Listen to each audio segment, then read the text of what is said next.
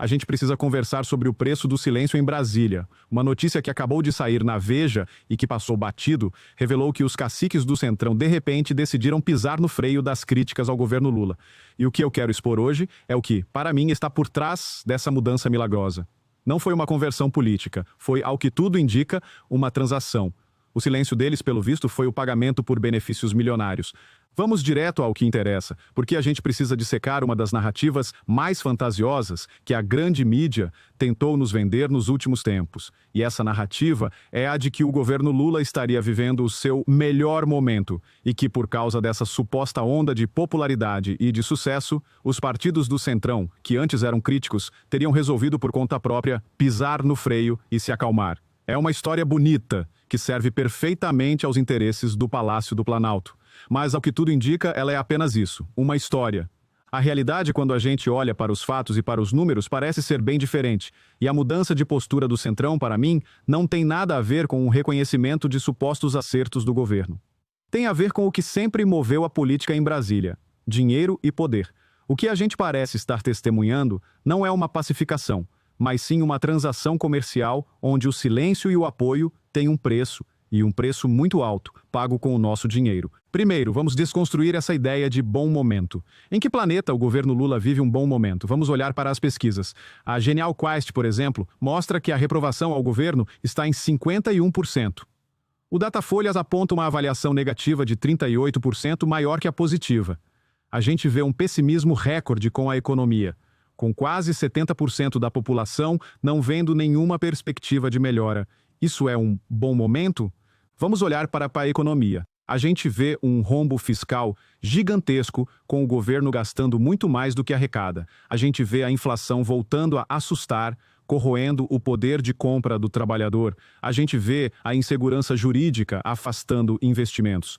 Isso é um bom momento?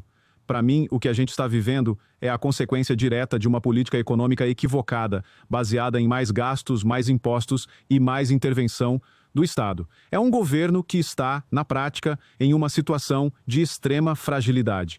E é exatamente por causa dessa fragilidade que a transação com o Centrão se torna não apenas possível, mas necessária para a sobrevivência do governo. Um governo forte, com alta popularidade e com a economia bombando, não precisa se render ao fisiologismo. Ele governa com o apoio do povo, mas um governo fraco, impopular e sem resultados para mostrar, precisa de muletas. E a principal muleta da política brasileira sempre foi o Centrão. E como essa transação funciona na prática? É muito simples e muito triste. O governo precisa aprovar suas pautas no Congresso, como a reforma do imposto de renda, o orçamento e outras medidas que são cruciais para a sua governabilidade. Mas ele não tem os votos. E o Centrão, que controla uma fatia enorme do parlamento, sabe disso. Então, eles sentam para negociar. E a moeda de troca, como sempre, são os benefícios milionários. E que benefícios são esses? Principalmente, a liberação das emendas parlamentares e a distribuição de cargos no governo. As emendas são aquele dinheiro que os deputados e senadores têm o direito de indicar para as suas bases eleitorais. É o asfalto da rua, a reforma do hospital. E o governo, que controla a chave do cofre, pode acelerar ou segurar a liberação desse dinheiro. E o que a gente tem visto nos últimos meses? Uma liberação recorde de emendas, especialmente para os parlamentares do Centrão. É o governo, na prática, dizendo: vote comigo e eu libero o seu dinheiro. Vote contra mim e a sua cidade vai ficar esperando. O outro lado da moeda são os cargos. Ministérios, secretarias, diretorias de estatais, tudo isso vira moeda de troca para garantir o apoio, a lealdade ou, no caso que estamos discutindo, o silêncio. A lógica é a de um grande balcão de negócios, onde o interesse público é a última das preocupações. O que me deixa mais indignado nessa história toda é a hipocrisia. A gente está falando de um partido, o PT, que passou anos na oposição criticando o toma lá da cá, denunciando o orçamento secreto, dizendo que eram os paladinos da moralidade. E agora que estão no poder, eles não apenas fazem a mesma coisa, eles a fazem em uma escala talvez nunca antes vista. E a grande mídia, que antes fazia um escândalo, agora trata tudo com uma naturalidade assustadora, como se fosse apenas articulação política. A matéria da Veja, mesmo tentando vender a narrativa do bom momento, acaba confessando sem querer como a transação funciona. Ela diz que a orientação para o PT não atrapalhar a PEC que mira o STF foi dada para evitar problemas com o Centrão, que contribuiu com a aprovação da reforma do imposto de renda e pode colaborar com o avanço de outras medidas prioritárias. Está tudo aí, com todas as letras. É a confissão do acordo. Vocês nos ajudam aqui e a gente deixa vocês atacarem o Supremo ali.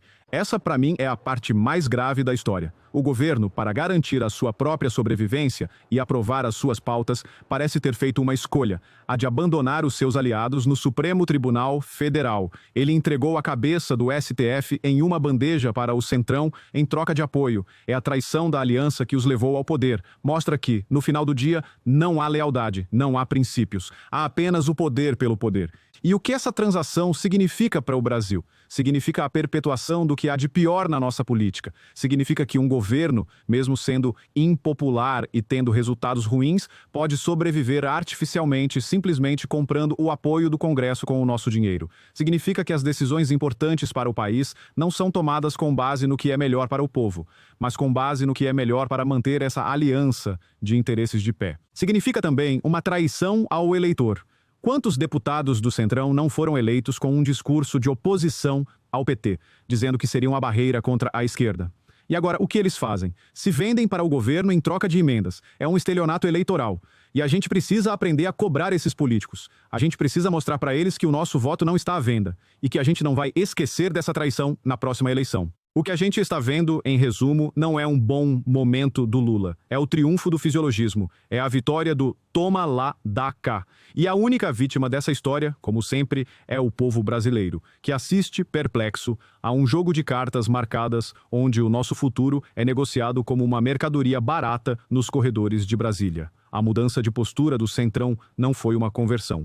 Foi apenas mais uma transação no grande balcão de negócios que se tornou a nossa república. E a conta, a gente sabe, sempre chega. Essa história toda é um retrato triste, mas muito real, de como o poder funciona em Brasília. O preço do silêncio, pelo visto, é muito alto, e quem paga somos nós. E agora eu quero saber a sua opinião. Você também acredita que o silêncio do Centrão foi comprado com benefícios milionários? Você acha que essa aliança entre o governo e o Centrão é uma traição ao eleitor? Deixe seu comentário aqui embaixo. Vamos conversar sobre isso. Se essa análise te ajudou a enxergar por trás da cortina de fumaça, deixa o seu like e compartilha este vídeo. O Brasil inteiro precisa saber qual é o verdadeiro preço da governabilidade. E se você ainda não faz parte do Orgulho Soberano, agora é a hora. Inscreva-se no canal e ative o sininho, porque a gente não vai parar de fiscalizar esse grande balcão de negócios. Um grande abraço.